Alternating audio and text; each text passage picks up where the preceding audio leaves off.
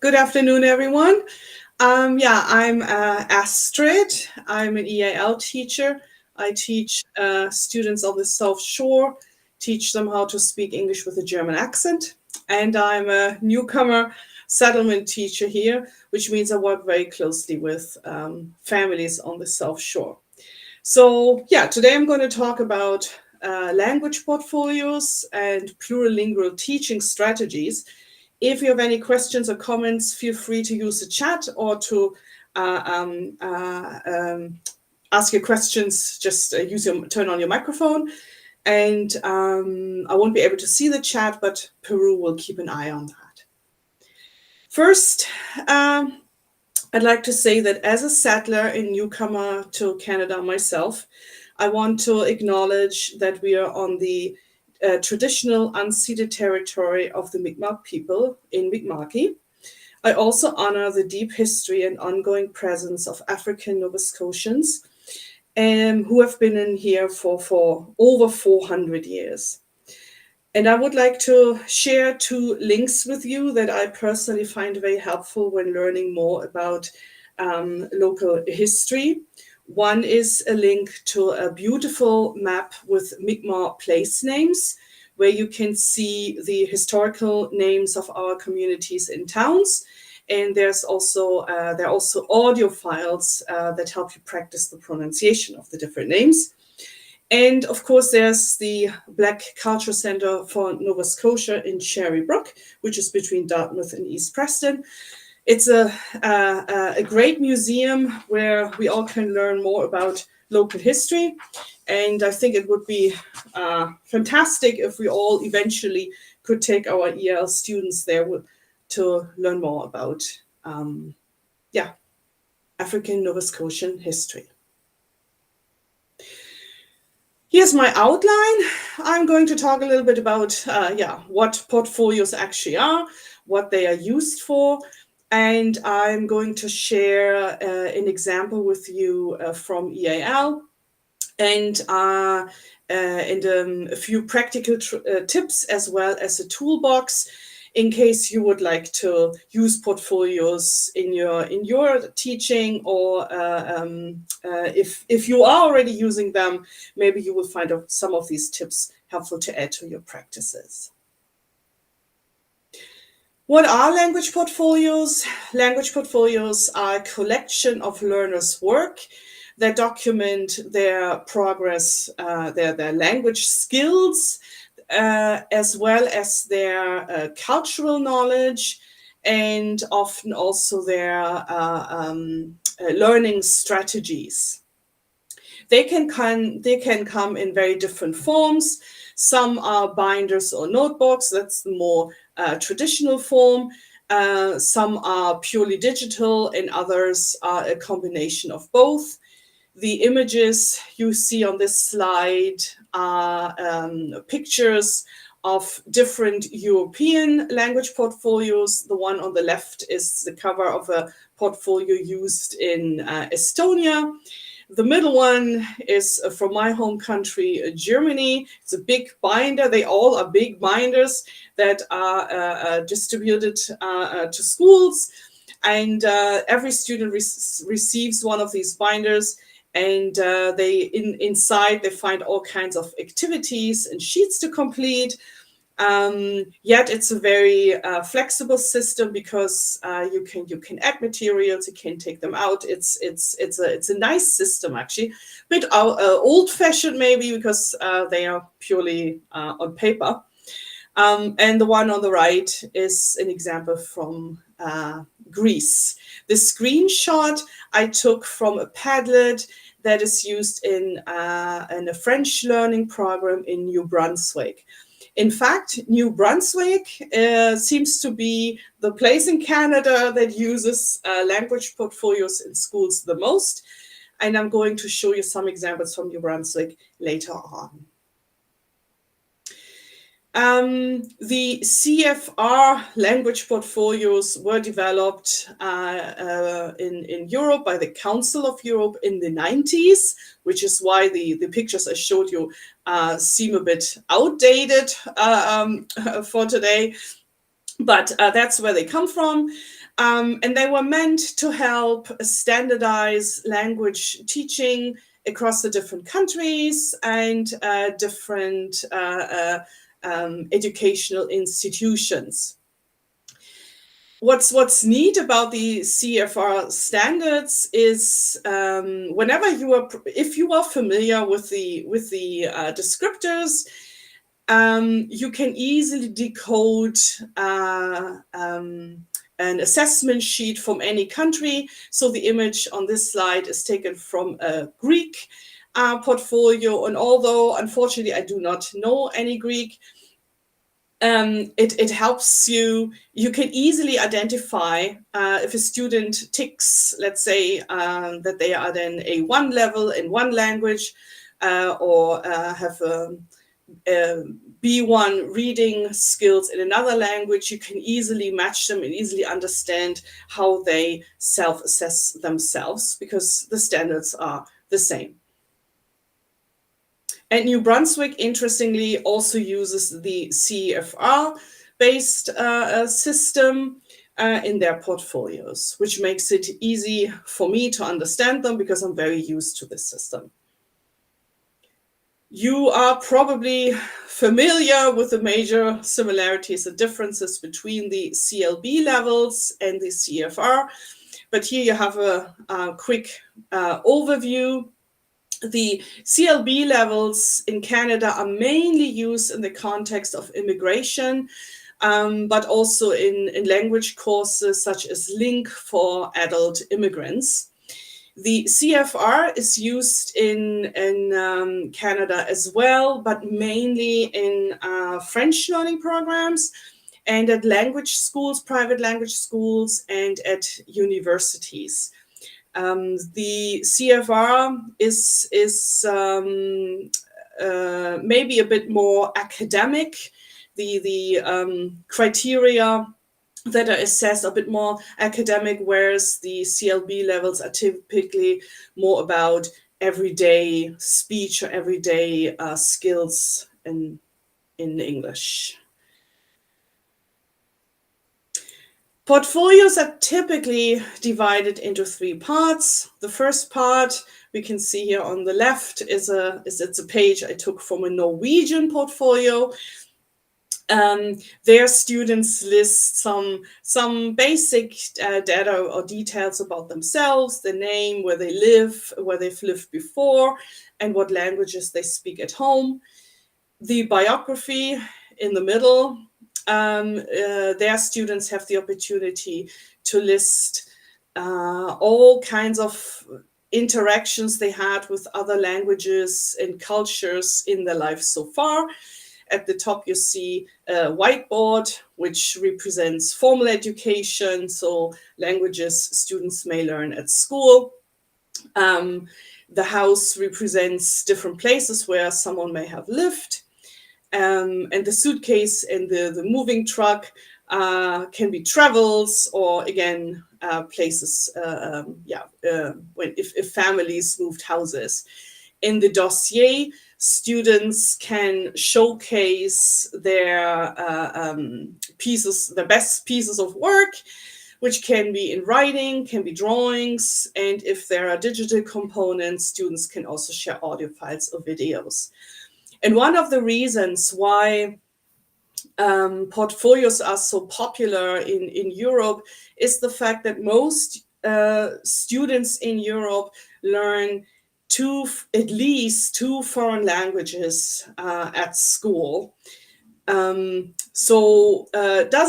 doesn't mean that they're necessarily fluent in all these languages. I personally took English, French, Latin, and Spanish, and I can tell you that my Spanish, my Latin, and my French are not as good as my English, and English is also just, my second language. So yeah, it doesn't necessarily mean that speakers are fully fluent in any of these languages, but there's a lot of exposure to different languages.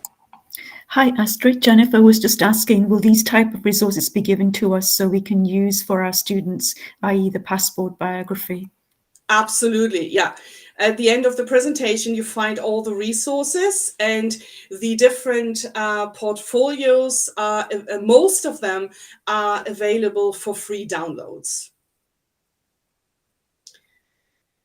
Yeah, this is some food for thought. So as a newcomer settlement teacher, I work very closely with parents, and I often also help them find employment or find opportunities for upskilling, etc. And often parents show me job postings they found that describe, that require bilingual language skills. And of course, as we know, by being bilingual in Canada typically means you're fluent in English and French. So this is just a cultural difference and a difference in terminology, which is often surprising for a lot of newcomers. So this is about language requirements for candidates who are interested in working for the government in Canada. And interestingly enough, here they also use a system that is much closer to the CFR than to the Canadian benchmarks.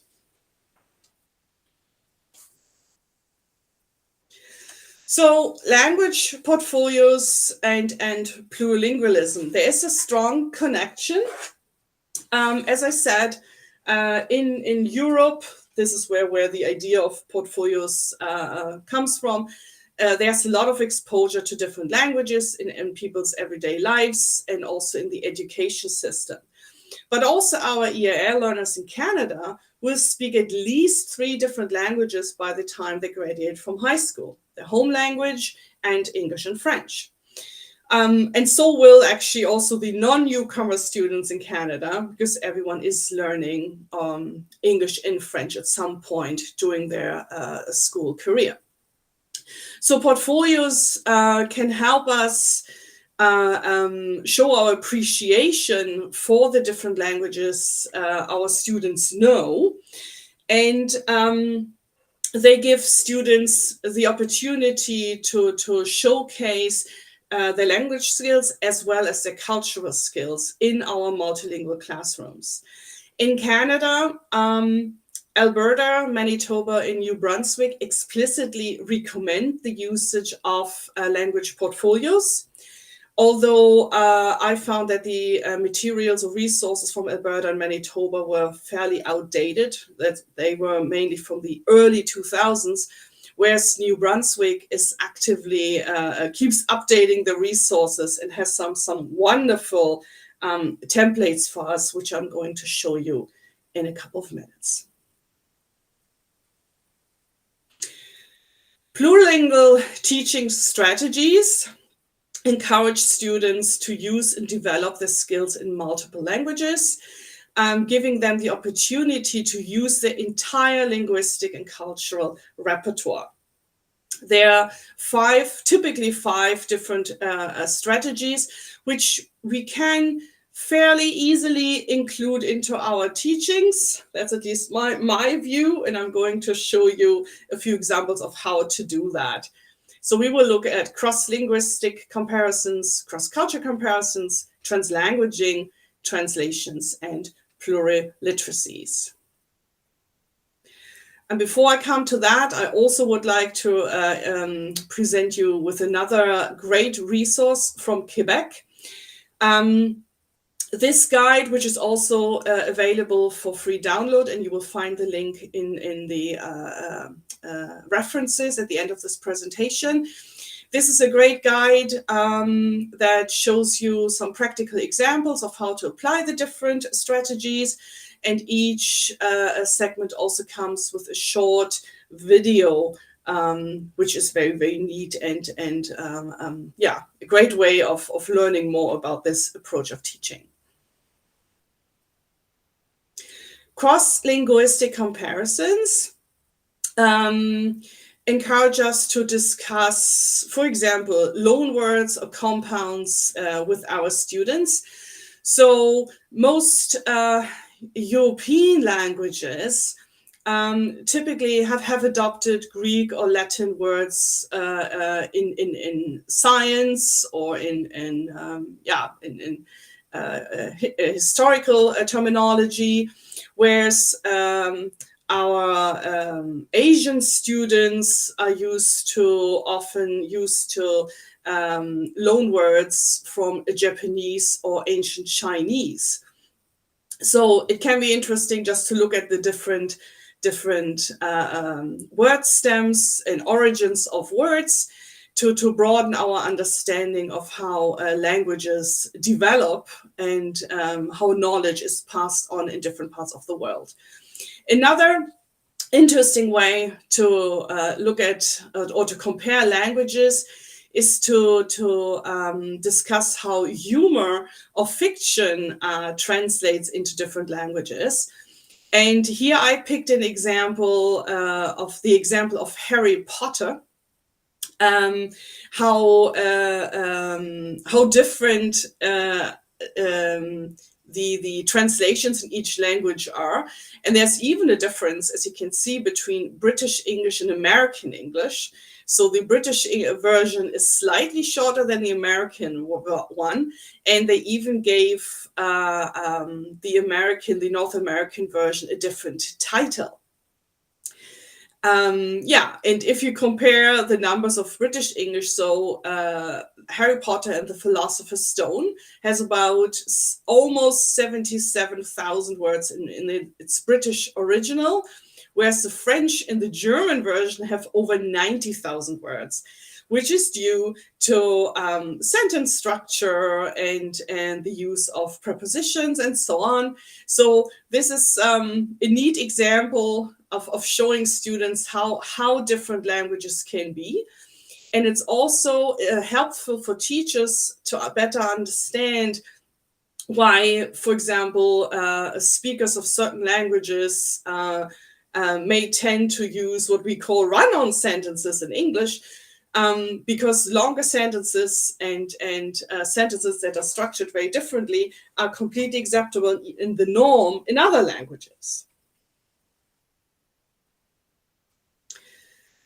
Apart from cross-linguistic comparisons, we can also look at different cultural representations.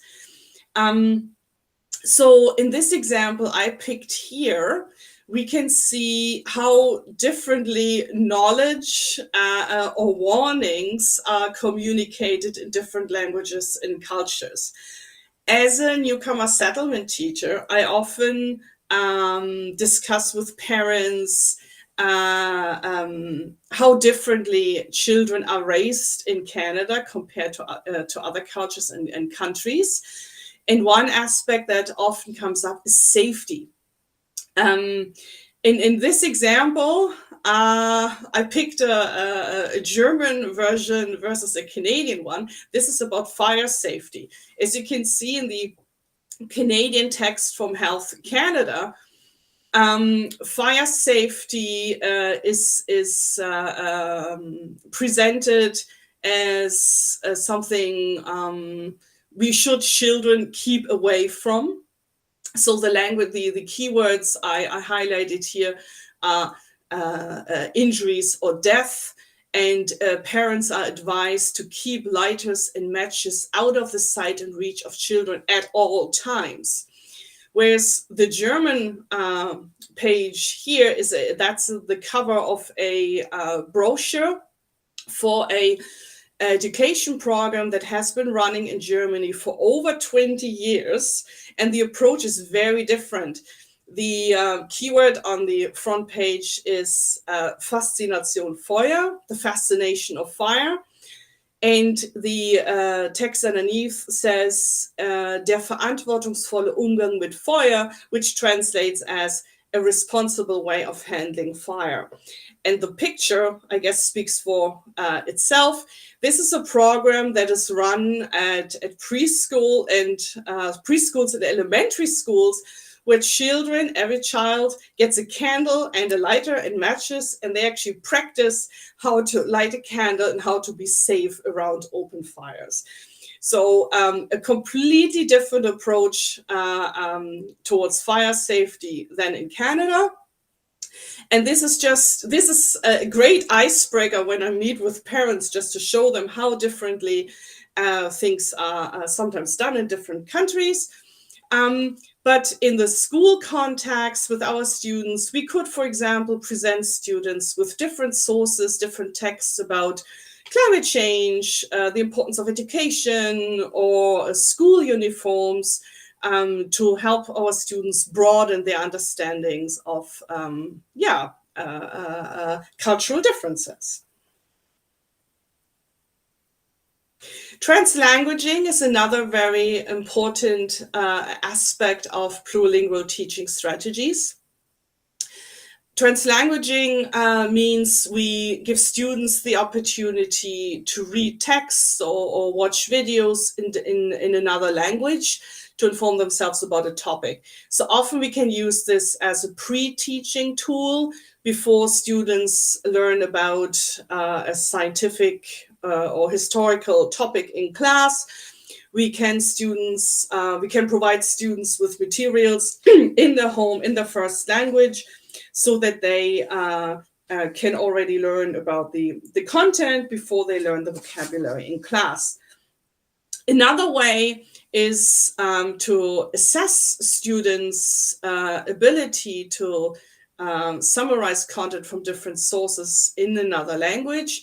This is an example, again, from Germany, but it is a very popular format in many European countries. Students are presented with an assignment to summarize the content of another text.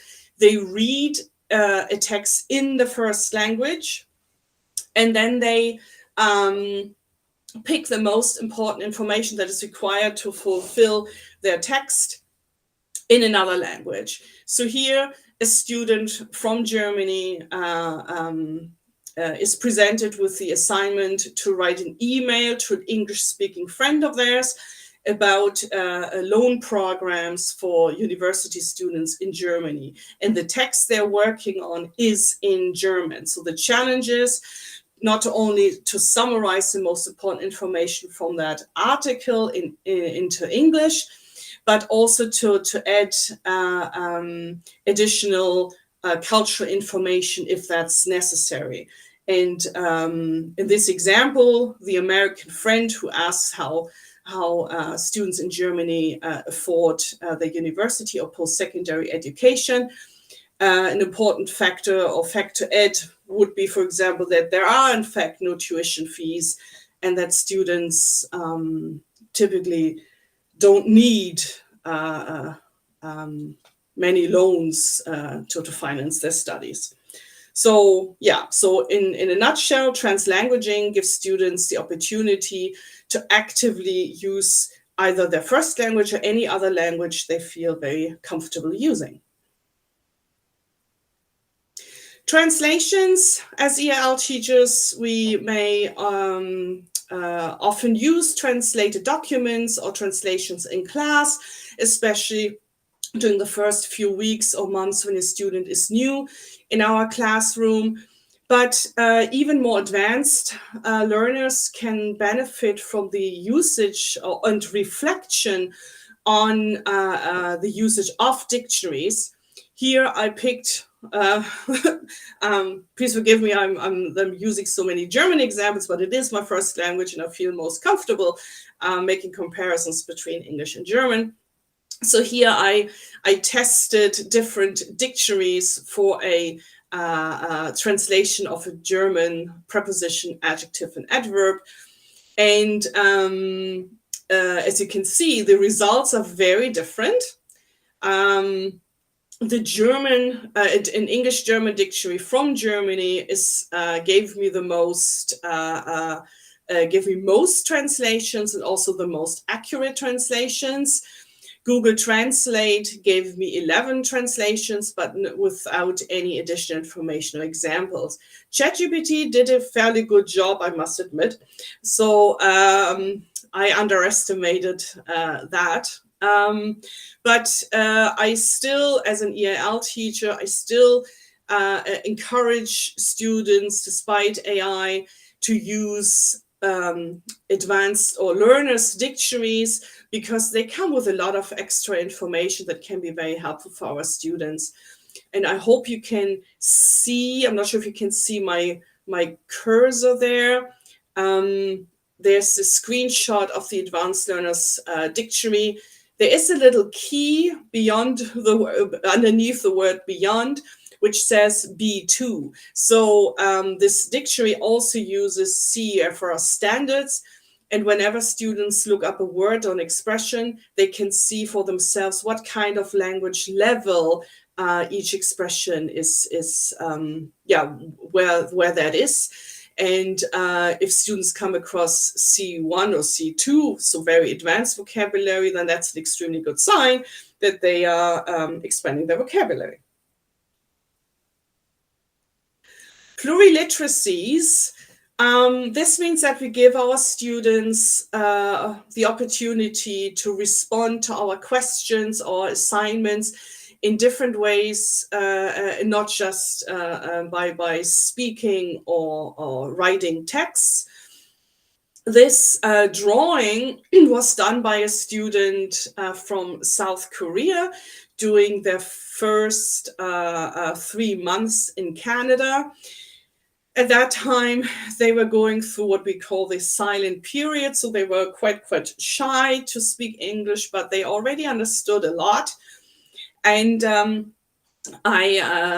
this was in a one-on-one scenario with the student, so I asked them a lot of questions, and they did respond to me in this one-on-one setting with short sentences or individual words, but they mostly really enjoyed the drawing. And one of my questions was which languages they typically hear at school. And I think you can see that the ears, the sides of the head, look a bit like the Canadian flag. So they try to express that they mostly hear English at school. When I asked them what language they typically think during math class, the student drew a part of the South Korean flag, which is interesting and important information for the math teacher, because it shows that this student is translating everything they hear and they are doing a math class into their first language, which means they may need a bit more processing time during math class. And then I asked the student what their preferred or the favorite food is. And so they like both. They like Korean and Canadian food, but I think we can see that the maple leaf is a little bit smaller around their tummy than the South Korean flag. And what I found quite interesting when I asked them what makes them Korean, American, or Canadian, because they have dual citizenship. This student added some what they called Korean hair to this drawing. So this is also how they distinguish themselves from their classmates and their environment. The student referred to their hair as Korean hair.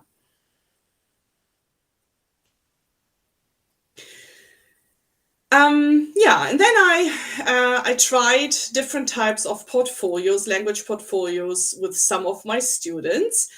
And interestingly enough, my students didn't pick paper versions of a language portfolio, not a digital one.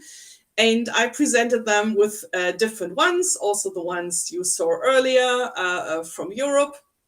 And to my surprise, they picked the one with the least colorful cover, which is the one from New Brunswick.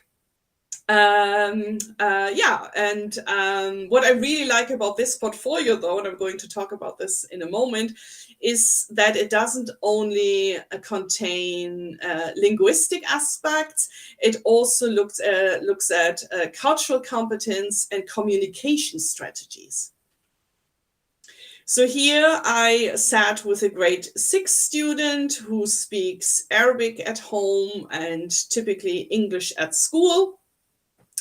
They assessed, they did a self-assessment with regards to listening, reading, speaking, communication skills, and writing skills in Arabic and English. We both like the little grids and that there's so much room also for other languages, but we agreed that the icons used to represent the different skills are not entirely clear, which is why I added the words in this slide. And when this student did their self-assessment on Arabic, I recorded what they said, and here's an excerpt from this. With Arabic, I can understand a lot, but there are still many words that I don't know, like special words. I can only write my name. Sometimes I think I can say more than I understand. That's actually kind of funny if you think about it. So what I personally found really astonishing was how quickly and how well this student managed to self-assessment their skills, how honest they were about it, and that they reflected on the fact that they find it easier to communicate, to hold a conversation in Arabic, then they can actually always understand what someone else is saying. So that's quite remarkable for a grade 6 student who had never worked with such a tool before. With regards to English, and as you can see, the student assessed themselves or much higher than compared to Arabic. With English, it's completely different. I understand a lot more, although there are still words that I sometimes don't understand. But then I can ask. In Arabic, I wouldn't know how to ask sometimes. So this student, again, shows a great skill to reflect on their language use, and the fact that they realize or they recognize that they lack some conversation or strategies in Arabic is quite remarkable. And we had an opportunity to look into this a bit more when we talked about their cultural skills and their conversation skills. So this is a section that cannot always be found in portfolios, but in New Brunswick, they added information about students' cultural skills. And with this student, this grade 6 student, we, during our conversations, we focused more on describing culture and comparing experiences within the English-speaking environment and their Arabic-speaking environment. Astrid, Jennifer's asking, when you did this with a student, how did you explain to them the levels such as A1? Oh, that's a very good question. Thank you. So good language portfolios come with simplified descriptors that use student-friendly language. And that's also the case with the portfolio from New Brunswick. And the student quickly understood that anything around the A level is at a beginner's level, and we compared that with the experiences in doing French class, for example, what you can say as a beginner in French, and how they, what you can say at a B level in different languages. So yeah, the descriptors are very helpful, and most of them have been translated into a very student-friendly language, and that is very, very important to enable students so that they can do their self-assessments.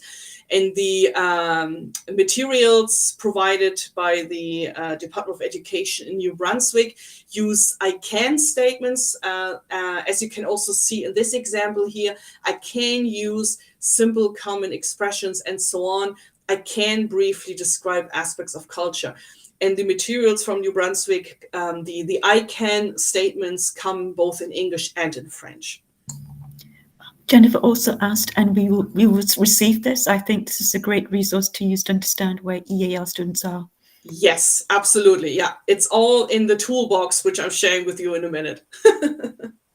So it's great. The materials are available online, and they're available for free, and they are extremely helpful and can be used in a classroom right away. So you don't need to do a lot of extra work rephrasing anything. Yeah. Yeah, so here I talked with a student about their cultural experiences, and the student said when comparing conversations with adults or among adults in an English-speaking environment or in the Arabic-speaking community, I noticed that Syrian people don't want other people waste their time. It's much quicker in a shop. They don't talk about the weather or something like that, or only if they know you well. Then they talk to you for a really long time, but only that.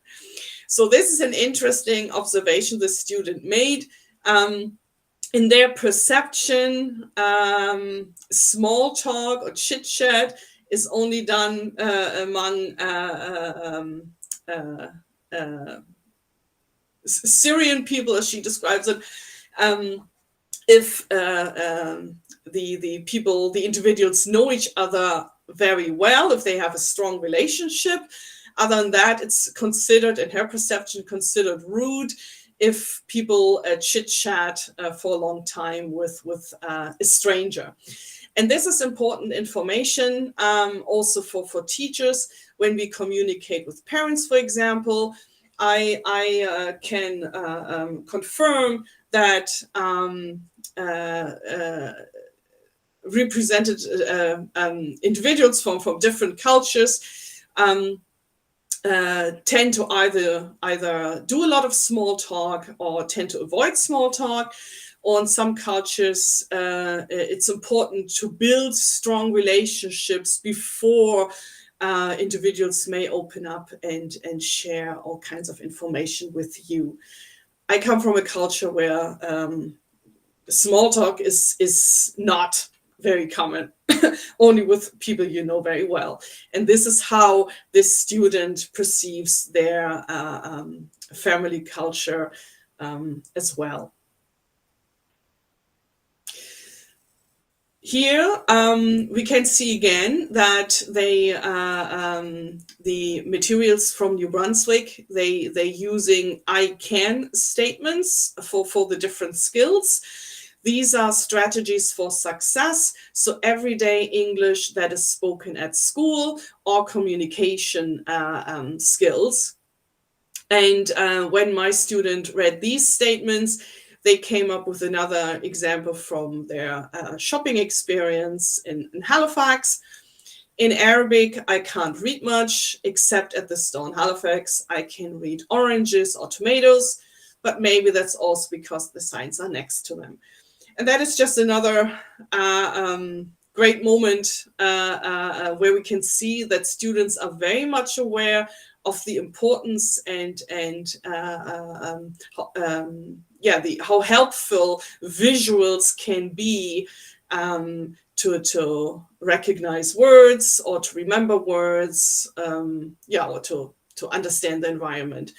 So I found this quite interesting when I spoke with my student. This is an example from a classroom where I worked with a Spanish-speaking student.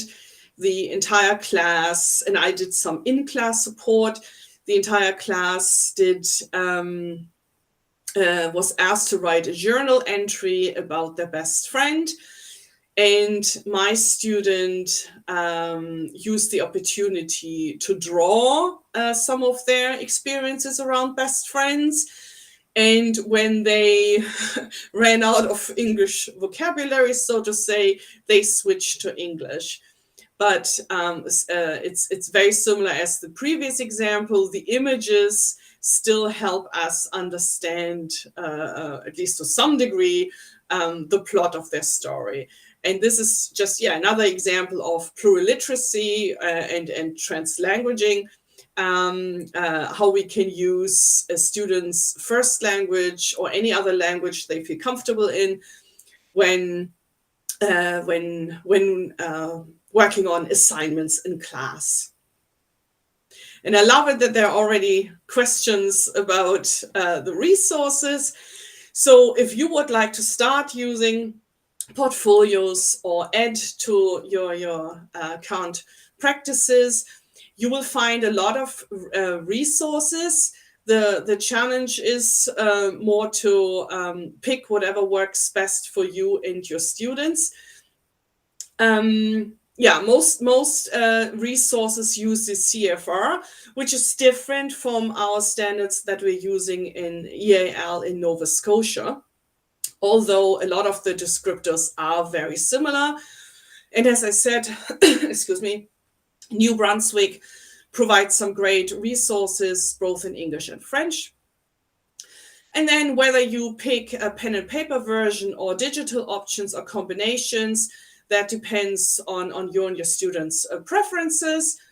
I would definitely encourage you to use some fun assignments that give students the opportunity to try out something like translanguaging or pluraliteracy.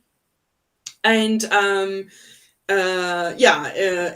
challenge maybe, I don't know how frequently you can see all your students, but students may need some support or reminders to update their portfolios and to add new materials to their dossiers.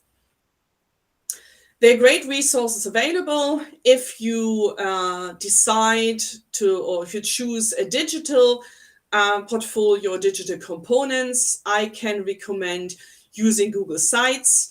And you find some great videos about how to set up Google Sites as a language portfolio. Everything that's highlighted in orange, those are links to either resources, text or videos. You can also use My Blueprint, which is a great resource. All our students in grade 6 or 7 plus can use. The can-do statements in English and French are available on the New Brunswick website. And then there's another resource where you find already specific scenarios or tasks that you can use for your portfolios. Some teachers also use Padlets so that students can submit audio files or videos. So whatever resource or format you're most comfortable with or your students have access to, there's a lot to choose from. In general, I would encourage classroom and subject teachers to use more plurilingual strategies in their teaching so that all students have the opportunity to use their full linguistic and cultural repertoire and to improve all their language skills in our classrooms. So in a nutshell, language portfolios can help us structure self-assessments and formative assessments, and they can be a great way for students to showcase their work. which is also very relevant for high school students, for example, when they graduate and go into a post-secondary education. The plurilingual strategies can basically be implemented in any subject and at any grade level. Challenges that I personally see is that, yeah, as I said, our CLB, we use CLB and EAL, which is slightly different from CEFR, although New Brunswick uses the CFR. Yeah, not all students may be used to the concept of portfolios or reflective exercises. So it may require some time to sit down with them and walk them through the assignments and show them how to use the self-assessment sheets, etc. Although, if we think of the 7 principles of learning and teaching in Nova Scotia, our students should actually be used to reflective exercises. But I think we can see that we often do not make enough time for this in our teachings on a daily basis. Yeah, and my understanding or my perception is that not all classroom or subject teachers are fully aware of the value of plurilingual teaching practices. So there's something where we can do some, where we can help our colleagues broaden their teaching repertoire. Yeah, and then I have a whole bunch of references for you, and I can, if you like, create a Google Drive where you can access all the books, all the articles, and the links are active, so you can click on the European Center for Modern Languages and look at the different portfolios. And you can, of course, also download the materials from New Brunswick, as well as the guide about plurilingual teaching practices from Quebec.